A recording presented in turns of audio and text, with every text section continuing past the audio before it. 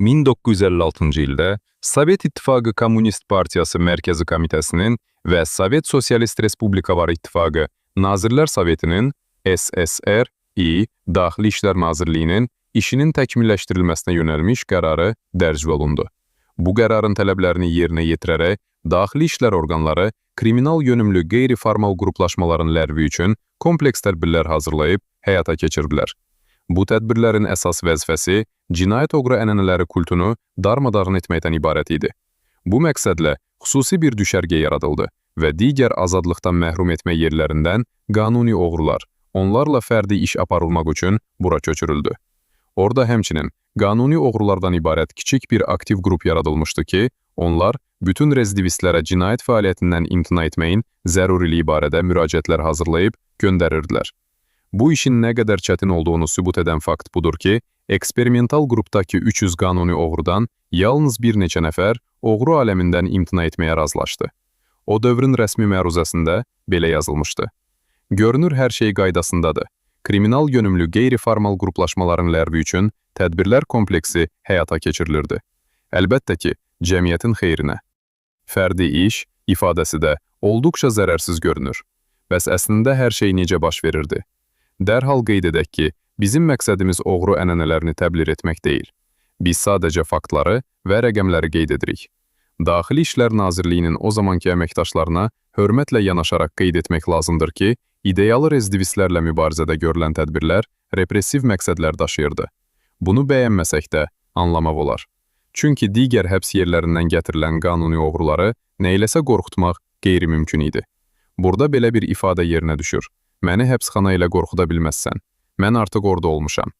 Və buna görə də hüquq mühafizə orqanları son addım atdılar. Təbii ki, bu rəsmi deyildi. Heç yerdə qeydə alınmamışdı. Sözsüz ki, ölüm halları başqa səbəblərin ayarına yazılırdı. Görəsən illərin oğrularını nə ilə təəccübləndirdilər? Dəhşətli bir hadisə baş verdi. Şayələr bütün həbsxanalara, bütün ittifaqə yayıldı. Bütün 300 oğrunu cəza təcridxanasına qapatdılar. Artıq bu qorxu yaradırdı. Heç vaxt belə bir şey olmamışdı ki, bu qədər oğru bir yerə toplansın. Hər kəsə aydın idi ki, qeyri-adi bir şey planlaşdırılır. Güya yalnız oğrulardan ibarət bir düşərgə yaratmaq istədikləri barədə ilk versiya dərhal boşa çıxdı. Yeni mərhələni qarşılayanların bəziləri heç də düşərgələrin baş idarəsinin işçilərinə oxşamırdılar. Qoca canavarlar bunu dərhal hiss etdilər. Üstəlik, aydın idi ki, bu qədər rezidivisti dövlətin havayı yedirtməsi ona sərf etməyəcəkdi. Çünki 1960-cı ilə qədər məhkumların məcburi əməyi haqqında qanun hələ mövcud idi. Bəzi hallarda kağız üzərində olsa da, hər halda. Təcridxana qaynayırdı. Bəzən kimisə görmək üçün aylarla, illərlə oturmaq lazım gəlirdi. Burada isə bütün malina bir yerdədir. Tanışların salamlaşması, qarşılıqlı iddialar, bir sözlə, danışmağa mövzu çox idi.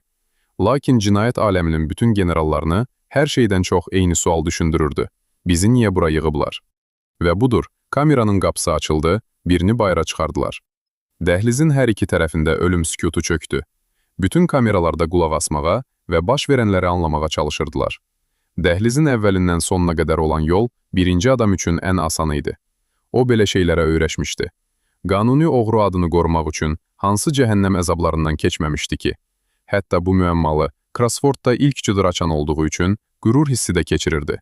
Oğru yerişi, qanun keşikçilərinə, nifrət dolu baxışlar. Dəhlizin sonu. Üç dayananın üzü buz kimi idi. Heç bir mimika əlaməti yox idi. Dayan. Oğru dayandı. Onsuz da gedəcək yer yox idi. Tapançanın üləsini gicgahına dayadılar. Oğrusan? Bəli. Atəş səsi. Yəqin ki, o, əslində nə baş verdiyini sona qədər anlamadı. Amma qalanlar hər şeyi anladılar. Hamı susurdu. Bir-birinin gözlərinə baxırdılar. Dodaqlarda acı təbəssüm qaçırdı. Bu, som idi. Heç bir pafos yox idi. Təki ayaqlar əsməsin. Yenə hansısa kameranı açdılar. İkincini çıxardılar. Onun nələr keçirdiyini təsəvvür etmək çətin deyil. Amma o da dözdü, sarsılmadı. 298 oğru onun özünü necə aparacağını dinləyirdi. Bir dəqiqə əvvəl o özü də bunu edirdi. Layiqli şəkildə bitirmək lazımdı. Oğrusan?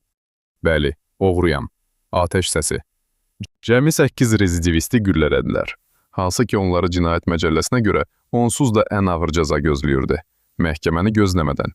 Bu, hüquq mühafizə orqanlarının dahi bir fəndi idi. Hətta plan tam alınmasa da. Çünki cəmi 4 oğru sındı, yəni imtina etdi. Digər 288 halda isə tavana atəş açırdılar. Sonra məhbusun ağzını bağlayıb, dərhal başqa korpusa keçirirdilər ki, planı faş etməsin. Hər şey ən kiçik detallarına qədər planlaşdırılmışdı. Yalnız bir şeyi, oğru psixologiyasını tam hesablamamışdılar. İndi hər məktəblinin AY-nin nə olduğunu bildiyi bir vaxtda, bizə cinayətkarların davranışlarını müzakirə etmək asan görünür. O qədər yazılıb, o qədər çəkilib ki, dissertasiya belə müdafiə etmək olar. Amma o zaman hüquq mühafizə orqanları yalnız öz təcrübələrini arxalanırdılar. Və həqiqətən də necə ola bilərdi ki, cəmiyyətin kənarlaşdırdığı və rəhm hissi bilməyən bu cinayətkarlar oğru statusu kimi metafizik bir anlayış uğrunda ölümü qəbul etməyə hazır idilər. Məsələ burasındadır ki, o dövrün qanuni oğrularının həyat tərzi indikilərdən köklü surətdə fərqlənirdi.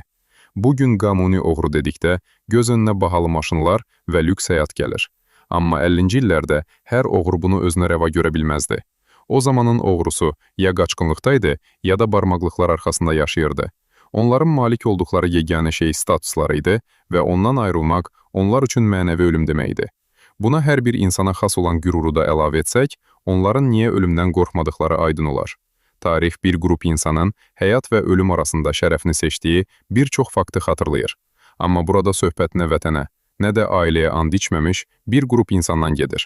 Onlar sağ qalsaydılar, cəmiyyətin bəyənilməsi ilə qarşılaşardılar. Çünki onlara imtiyazlar vəd olunurdu. Lakin bu insanlar ölümü üstün tutdular.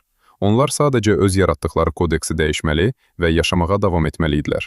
Lakin onlar ideyaya sadiqliyi öz həyatlarından daha üstün tutdular. Məruzələrdə bu hərəkət tərsliyin nümayişi kimi qeyd olunsa da, əməliyyatda iştirak edən hər kəs qəlbinin dərinliklərində bu insanların cəsarətinə hörmət bəsləyirdi. Rəqəmlər isə heyrətamizdir. 300 nəfərdən yalnız 4-ü sənədə qol çəkdi.